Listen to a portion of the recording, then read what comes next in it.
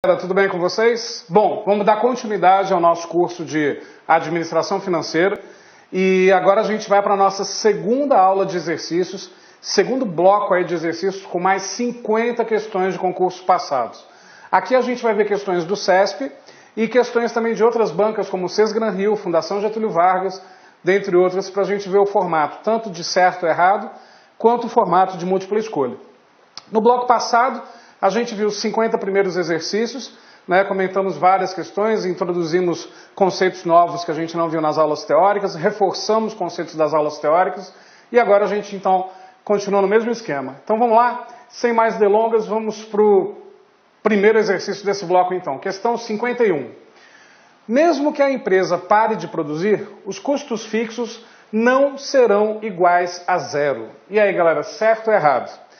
Olha só. Se a empresa parar de produzir e tiver de porta fechada, ela ainda tem que pagar o aluguel, ela ainda tem que pagar pelo menos a conta básica de água, luz e telefone. Então, quer dizer, a empresa, mesmo parando de produzir, ela tem custos.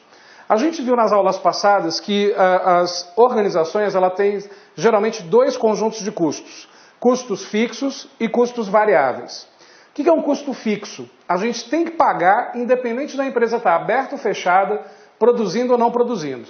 Então, custo fixo, eu tenho que pagar todo mês. Então, por exemplo, água, você tem que pagar todo mês. Ah, mas, Wendel, esse custo de água não é variável, porque tem mês que eu consumo mais, tem mês que eu consumo menos. Beleza. Só que ele é fixo, você tem que pagar todo mês. Não importa se o valor varia. Para a gente chamar um custo de fixo ou de variável, a condição não é se esse custo varia de mês para mês. É se eu tenho que pagar todo mês ou se eu só pago de acordo com a produção. Se eu só pagar de acordo com a produção, é um custo variável. Se eu tiver que pagar sempre, é um custo fixo. Então, por exemplo, o salário de alguém é um custo fixo ou variável? É um custo fixo. Você tem que pagar todo mês. E vamos supor que na nossa empresa a gente tem um vendedor que ele só recebe comissão, que ele não tem salário fixo. Ele só recebe comissão das vendas dele. Isso é custo fixo ou variável? Isso também é custo fixo. Aí você vai falar, mas o Wendel, se ele recebe comissões que são variáveis de mês a mês, isso seria um custo variável. Não é. Isso é custo fixo pelo seguinte, pode ser variável para ele, que vai receber salários diferentes todos os meses. Mas se a gente determinar, vendedor, você vai ter uma comissão de 10% ao mês. Isso é fixo. Então, quer dizer, tem que pagar todo mês, é custo fixo. Custo variável, por exemplo, seria quanto que a empresa vai gastar com embalagens para os produtos que ela fabrica. Aí é custo variável, porque quantas embalagens a empresa vai ter que comprar? Depende da quantidade de produtos que ela vai produzir. Isso é variável. Então, quando a questão fala para a gente, mesmo que a empresa pare de produzir, os custos fixos não serão iguais a zero. Questão correta.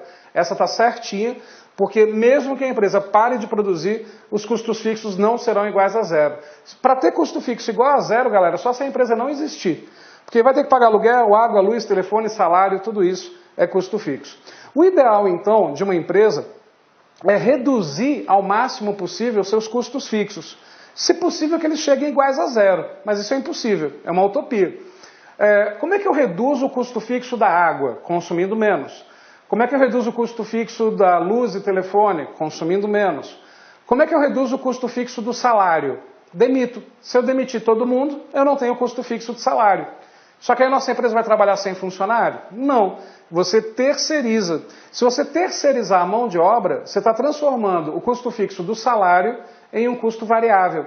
Por quê? Você vai contratar o número de pessoas de acordo com a produção que você precisa. E não ter que manter um funcionário ali que de repente não está tão produtivo. Então, assim, a melhor forma de reduzir custos fixos de salário é terceirizando. Claro que aqui eu não estou querendo levantar a discussão se a terceirização é o melhor caminho, se não é, se você é a favor ou contra, ou eu. Eu estou dizendo que, em teoria, reduzir salários, ou melhor, eliminar o custo fixo do salário seria terceirizar a mão de obra. Você transformaria o custo fixo do salário em custo variável. Mas nesse caso, então, como a gente viu, questão correta. Próxima questão. Mercado de capitais, também denominado mercado monetário, origina-se do relacionamento financeiro estabelecido entre fornecedores e tomadores de fundos de curto prazo. E aí, galera, questão certa ou errada? O que você diz sobre essa questão? Olha só, vamos ler de novo. Mercado de capitais. O que é mercado de capitais? Mercado de capitais são as bolsas de valores, as empresas, né, que colocam à disposição para venda no mercado as suas próprias ações. Então, isso também é chamado mercado monetário. O mercado monetário ou mercado de capitais também envolve os bancos. Origina-se do relacionamento financeiro estabelecido entre fornecedores e tomadores de fundos de curto prazo. O que é um fornecedor e um tomador de fundo? Fornecedor de fundos é quem tem dinheiro para emprestar. Tomadores de fundos é quem pega dinheiro emprestado. Então a questão está perguntando se o mercado de capitais, também chamado mercado monetário, os bancos, bolsas de valores, etc., origina-se do relacionamento financeiro estabelecido entre quem empresta dinheiro e quem pega dinheiro emprestado em fundos de curto prazo. E aí, galera, a questão certa ou errada? Nesse caso, galera, a questão está errada. Por que ela está errada? Quando a gente fala de relacionamento, relacionamentos são de longo prazo. Curto prazo não é relacionamento, curto prazo é você ficar com alguém, por exemplo. Então, quer dizer, aqui a gente faz a mesma analogia. Uma relação curta entre fornecedores e tomadores de curto prazo, de fundos de curto prazo, existe. Só que a gente não chama isso de relacionamento. O relacionamento entre emprestadores de dinheiro e pegadores de dinheiro emprestado, vamos colocar no linguajar mais popular, para ser chamado de relacionamento tem que ser algo de um prazo maior. Então, nesse caso, questão errada. Próxima questão. As entradas e saídas de valores de caixa relacionadas com a compra e venda de ativos imobilizados e participações societárias podem ser corretamente entendidas como fluxo operacional? E aí, galera, questão certa ou errada? As entradas e saídas de valores de caixa, as entradas e saídas de dinheiro de uma empresa, relacionados com a compra e venda de ativos imobilizados. Então, por exemplo, aqui no nosso estúdio, um dos ativos imobilizados que nós temos é essa televisão, que é patrimônio aqui do estúdio. Comprar essa televisão e revender essa televisão faz parte dos negócios do estúdio? Não. O que faz parte dos negócios do estúdio é a venda das aulas, do conhecimento, da garantia da sua aprovação em algum concurso. Então, não faz parte do negócio da empresa.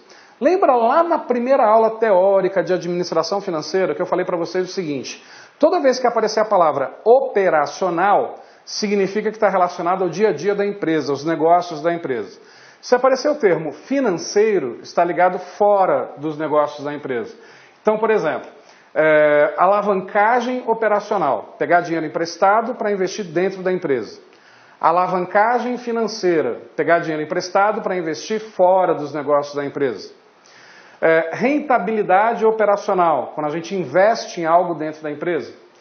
Rentabilidade financeira, quando a gente compra ações, obras de arte, imóveis para aluguel, fora dos negócios da empresa.